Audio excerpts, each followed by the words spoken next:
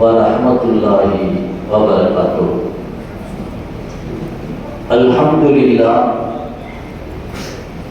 வஸ்ஸலாத்து வஸ்ஸலாமு அலா ரசூலில்லாஹ் வ அலா ஆலிஹி வ அஸ்ஹாபிஹி ரிضவானுல்லாஹி தஆலா அலைஹிம் அஜ்மாஈன்.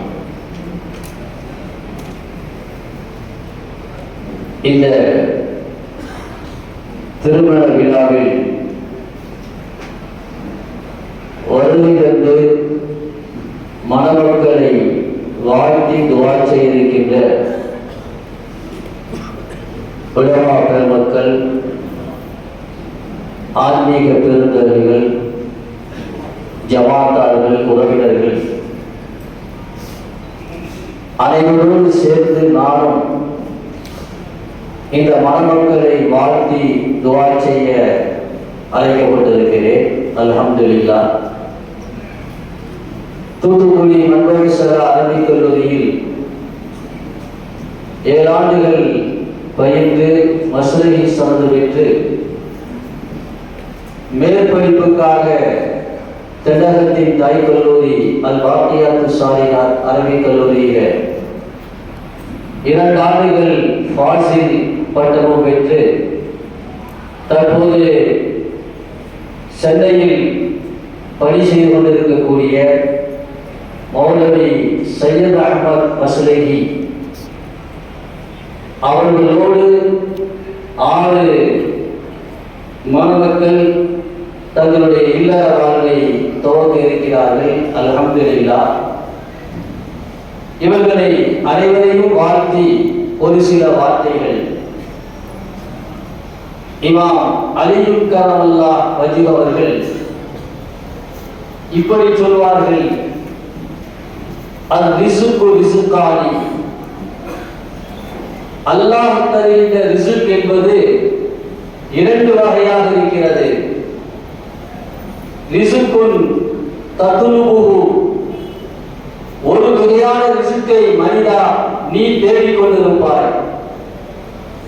ரிஸ்குன் யத்லுபுக, இன்னொரு ரிஸ்க் இருக்கிறது, அது உன்னை தேடும்.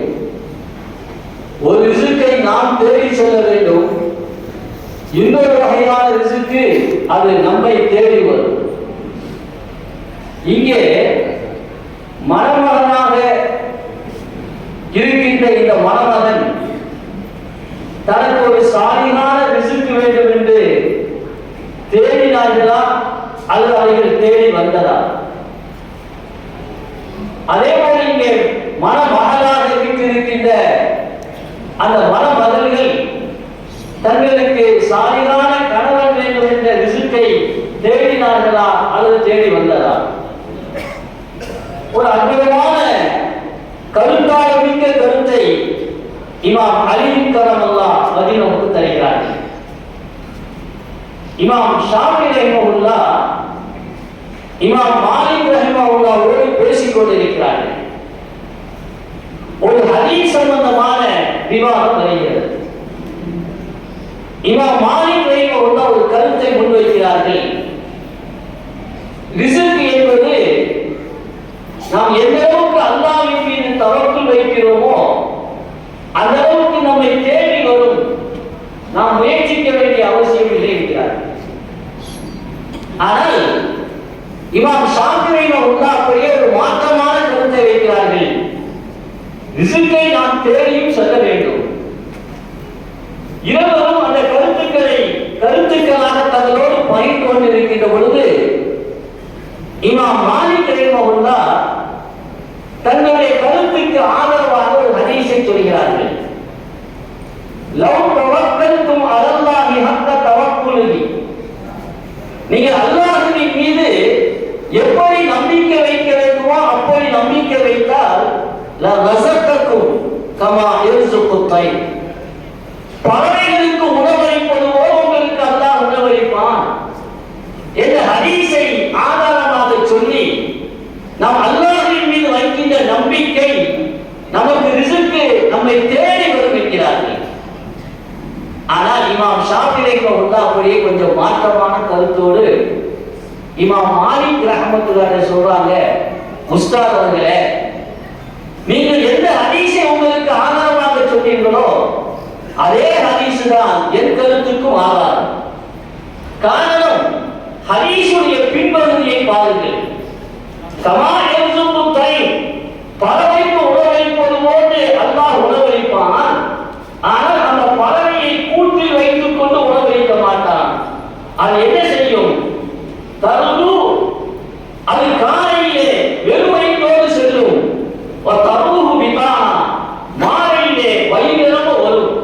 கூட்டுக்குள் இருந்தால் கிடைக்காது, கூண்டை விட்டு வெளியே புறப்பட்டு முயற்சிக்க வேண்டும் என்ற கருத்து ஹதீஸின் பின்பகுதியிலே இருக்கிறது என்று தன் கருத்துக்கு தோதுவான அந்த ஹதீஸின் பின்பகுதியை எடுத்துச் சொல்கிறார்கள்.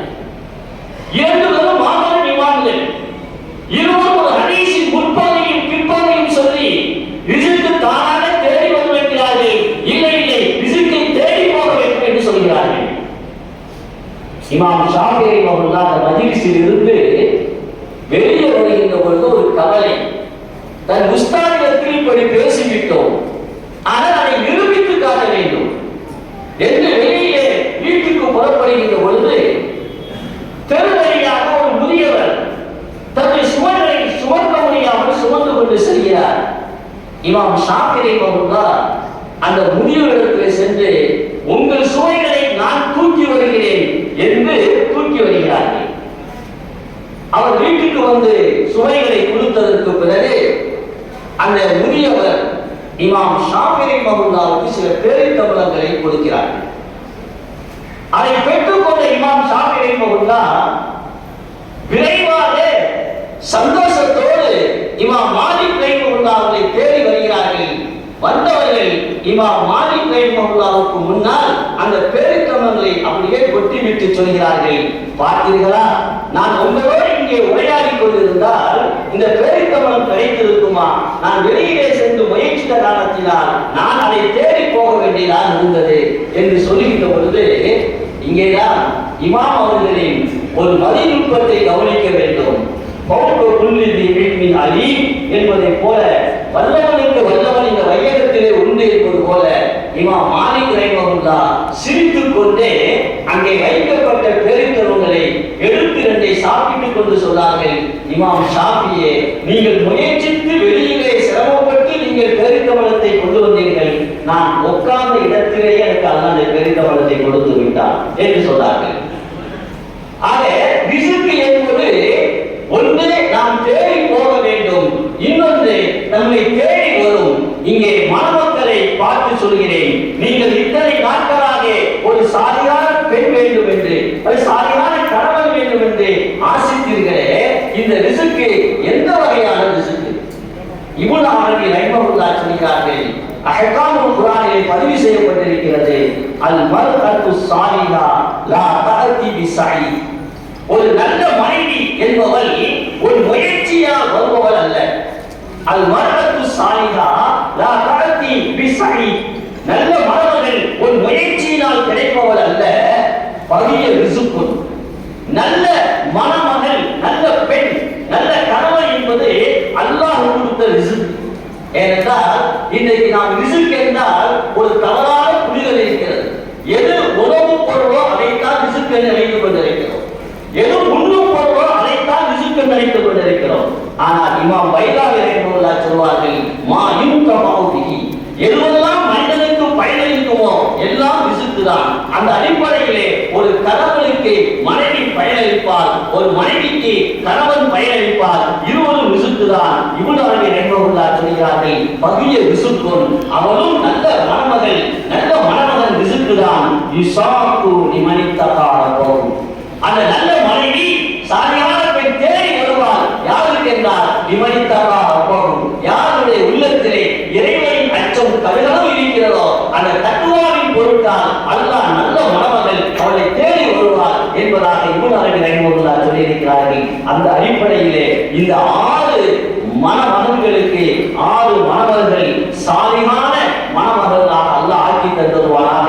அவர்களுக்கு இவர்களை சாலிஹான மணமகன்களாக அல்லாஹ் ஆக்கி தந்தருவாக. இந்த 6 தம்பதிகளுக்கும் அல்லாஹ் தஆலா நீண்ட ஆயுளோடு உடல் சுகத்தோடு சாலிவான சலாமத்தான சிகத்தான நீண்ட ஆயுளுள்ள குழந்தை செல்வங்களை அல்லாஹ் தந்துவானாக என்று துஆ செய்து வாய்ப்புக்கு நன்றி கூறி நிறைவு செய்கிறேன். ஆமீன். வாஹி தஅவானா அல்ஹம்துலில்லாஹி ரப்பில் ஆலமீன். அஸ்ஸலாமு அலைக்கும் வ ரஹ்மத்துல்லாஹி வ பரகாத்துஹு.